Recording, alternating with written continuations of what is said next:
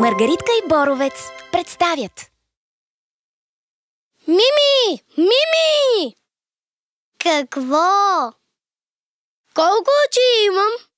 2. Защо? Ох, значи не съм циклоп. Манки! Какво е циклоп? Циклоп е същество с едно око. От едно филмче. Значи не е маймуна. Ама е страшно като триглав змей. Какво е змей? Чудовище от приказките с 3 глави. Ние сме с по една глава. Обаче змея има и опашка. Маймуна ли е? Не. Колко глави има? Колко очи? Има ли опашка или няма? Бъркотия! Горкият Мънки. Хайде да му покажем частите на човешкото тяло.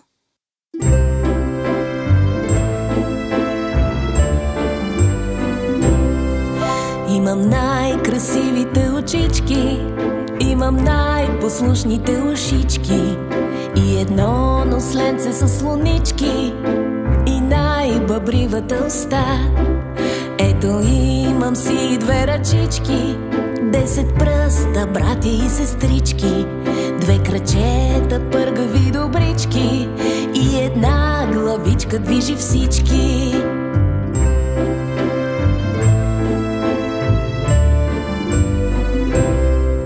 Имам най-красивите очички, имам най-послушните ушички и едно носленце с слонички и най-бъбривата уста.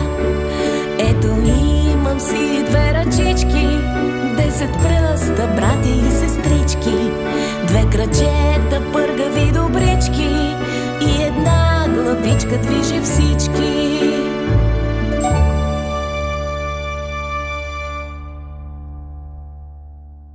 И сега, кои са частите на човешкото тяло?